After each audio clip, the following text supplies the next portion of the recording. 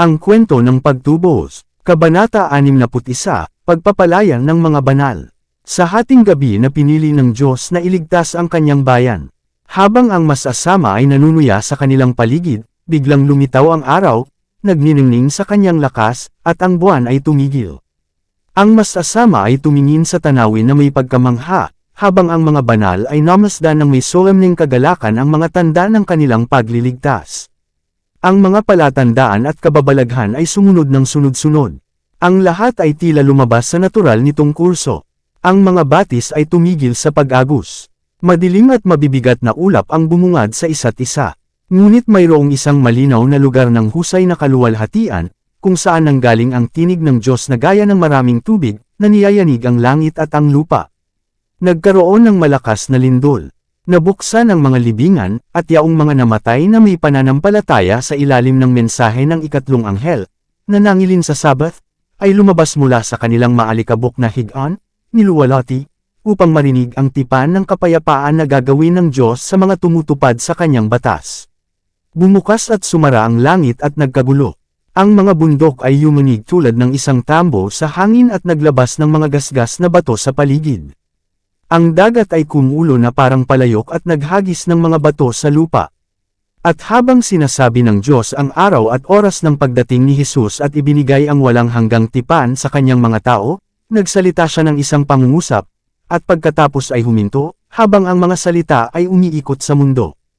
Ang Israel ng Diyos ay nakatayo na ang kanilang mga mata ay nakatutok sa itaas, nakikinig sa mga salita habang sila ay nagmumula sa bibig ni Jehovah at gamulong sa lupa tulad ng mga kulog ng pinakamalakas na kulog.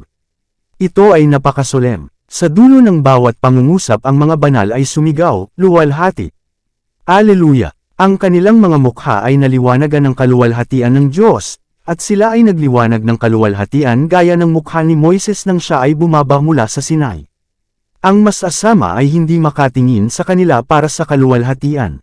At nang ang walang katapusang pagpapala ay binibigkas sa mga nagparangal sa Diyos sa pagpapanatiling banal ng kanyang Sabath, nagkaroon ng malakas na sigaw ng tagumpay laban sa hayop at sa kanyang larawan. Pagkatapos ay nagsimula ang Jubileo, kung kailan dapat magpahinga ang lupain.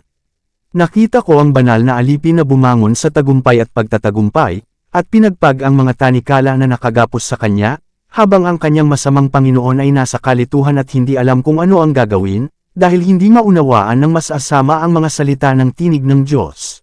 Ang ikalawang pagdating ni Kristo. Hindi nagtagal ay lumitaw ang malaking puting ulap, kung saan nakaupo ang anak ng tao. Noong una itong lumitaw sa malayo, ang ulap na ito ay mukhang napakaliit. Sinabi ng anghel na ito ang tanda ng anak ng tao. Habang papalapit ito sa lupa, makikita natin ang napakagandang kaluwalhatian at kadakilaan ni Jesus habang siya ay sumakay upang manakop. Isang pulutong ng mga banal na anghel, na may maliwanag, kumikinang na mga korona sa kanilang mga ulo, ang sumabay sa kanya sa kanyang daan. Walang wika ang makapaglalarawan sa kaluwalhatian ng eksena. Ang buhay na ulap ng kamahalan at walang kapantay na kaluwalhatian ay lumapit pa, at kitang-kita natin ang kaibig-ibig na persona ni Jesus. Hindi siya nagsuot ng koronang tinek, ngunit isang korona ng kaluwalhatian ang nakapatong sa kanyang banal na noo. Sa kanyang damit at hita ay nakasulat ang isang pangalan, Hari ng mga hari, at Panginoon ng mga Panginoon. Ang kanyang mukha ay kasing liwanag ng araw sa tanghali, ang kanyang mga mata ay parang ninggas ng apoy, at ang kanyang mga paa ay may anyong pinong tanso. Ang boses niya ay parang maraming instrumentong pangmusika. Ang lupa ay nanginig sa harap niya, ang langit ay naalis na parang balumbon kapag ito ay pinagsama-sama, at ang bawat bundok at pulo ay naalis sa kanilang mga kinalalagyan.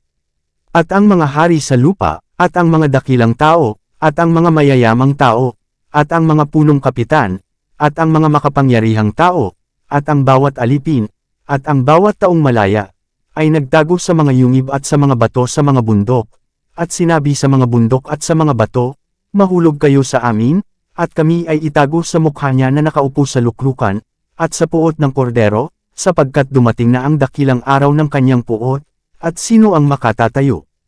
Apokalipsis Kapitulo 6 versikulo 15 hanggang 17.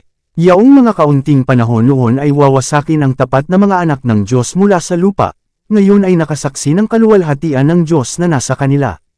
At sa gitna ng lahat ng kanilang sindek ay narinig nila ang mga tinig ng mga banal sa kagalakan, na nagsasabi, "Narito, ito ang ating Diyos, hinintay natin siya, at ililigtas niya tayo." Isaias Kapitulo 25 versikulo 9. Ang unang muling pagkabuhay. Ang lupa ay yumunig ng malakas ng tawagin ng tinig ng anak ng Diyos ang natutulog na mga banal. Sila ay tumugon sa tawag at lumabas na nakadamit ng maluwalhating kawalang kamatayan, na sumisigaw, "Tagumpay, tagumpay, laban sa kamatayan at sa libingan." O kamatayan, nasaan ang iyong tibo? O libingan, nasaan ang iyong tagumpay? Tingnan sa unang mga taga-Korinto Kapitulo 15 versikulo 55. Pagkatapos ang mga buhay na banal at ang mga nabuhay na mag-uli ay nagtaas ng kanilang mga tinig sa isang mahabang sigaw ng tagumpay. Yaong mga katawan na bumaba sa libingan na may mga marka ng sakit at kamatayan ay bumangon sa walang kamatayang kalusugan at sigla.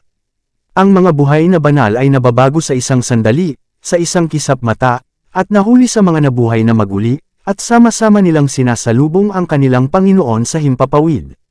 Oh, napakagandang pagpupulong! Ang mga kaibigang pinaghiwalay ng kamatayan ay nagkaisa, hindi na maghihiwalay.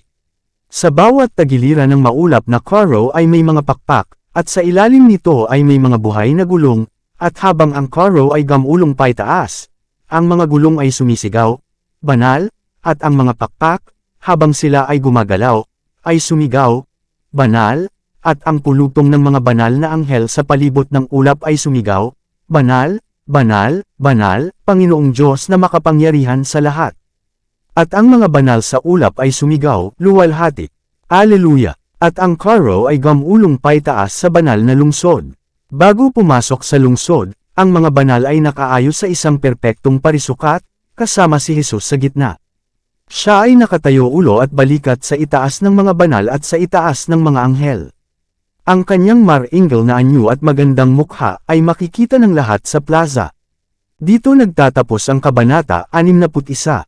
Para updated ka sa susunod na kabanata, ay huwag kalimutang mag-subscribe, mag-follow at mag-share sa ating channel Renilab TV. Maraming salamat po.